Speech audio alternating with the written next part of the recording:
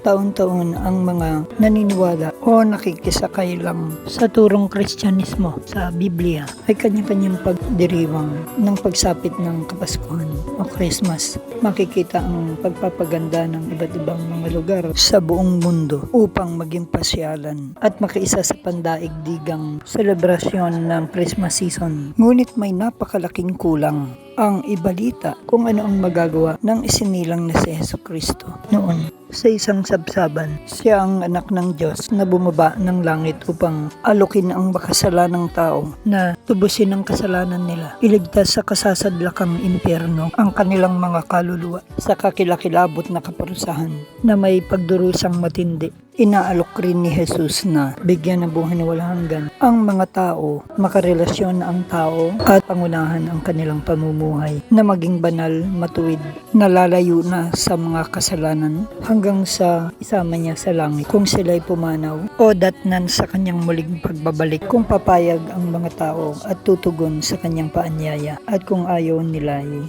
walang magagawa ang Panginoong Jesucristo. Your baby boy has walked where angels trod. When you kiss your little baby, you kiss the face of God. Mary, did you know? Mary, did you know? Mary, did you know?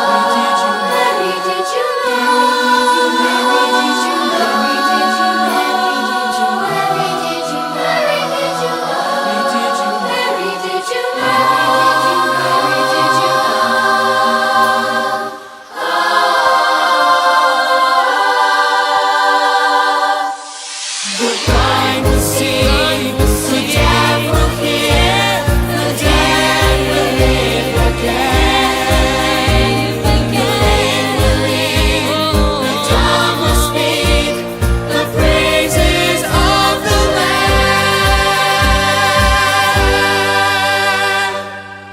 Did you know that your baby boy is Lord of all creation?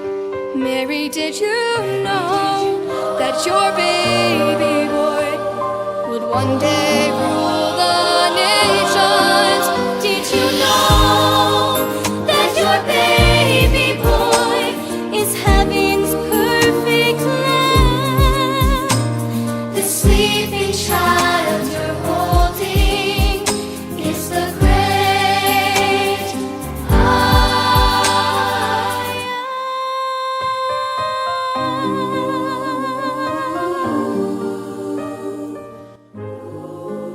Kaibigan, kung hindi mo pa nakikilala ang Panginoong Jesus sa iyong buhay at hindi mo nararamdamang buhay ang Diyos sa iyong buhay, wala ka pang nararamdamang tunay na relasyon sa Diyos, di ka pa malalimang kinakaugnay ng Diyos, si Jesucristo ang tanging kasagutan sa lahat-lahat ng iyong pagdurus at kalungkutan, mga problema at kawalan ng kasiguruhan.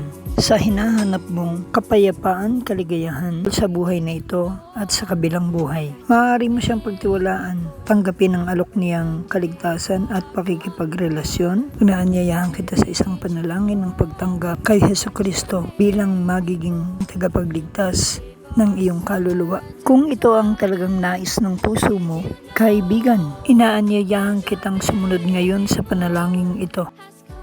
Panginoong Jesus, maraming salamat po sa iyong pagmamahal at sakripisyo.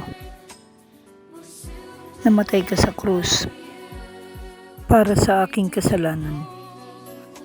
Binubuksan ko ang aking puso. Pumasok ka at maghari sa buhay ko. Tinatanggap kita bilang Panginoon at tagapagligtas ng aking kaluluwa. Patawarin mo ako sa naman ng kasalanan kay Eva at Adan at sa aking mga nagawang kasalanan. Pinagsisisihan ko na ang lahat. Ito'y itinatakwil ko na sa aking buhay at ito'y aking kinamumuhian at dinidesisyon ng hindi na babalikan. Hugasan mo po ako ng iyong dugo na nabubo sa krus ng Kalbaryo. Salamat sa buhay na wala hanggan. Naway ito'y aking ingatan.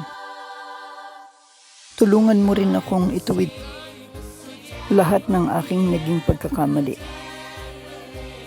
Ikaw na lang ang tanging Panginoon at Diyos sa aking buhay mula ngayon. Pangunahan mo na po ako, pagharian at gabayan mula ngayon. Gawin mo po akong taong lumalakad ayon sa nais mo at hindi sa aking nais. Palaguin mo ang aking pananampalataya sa tulong ng mga taong tapat sa iyo. Igawad at ibaba mo po ang banal na Espiritu sa akin. Gawin mo po akong matuwid, banal, at masunurin sa iyo sa aking pamumuhay. Gawin mo akong patutuo ng pagiging anak mo, maging asin at ilaw ng mundo, maging mabuting halimbawa at mag-akay ng iba pang mga tao na di ka pakilala at naliligaw at mga nanghihina. Salamat po, Panginoong Hesukristo. Amen. Mary, did you know that your baby boy will one day walk on water?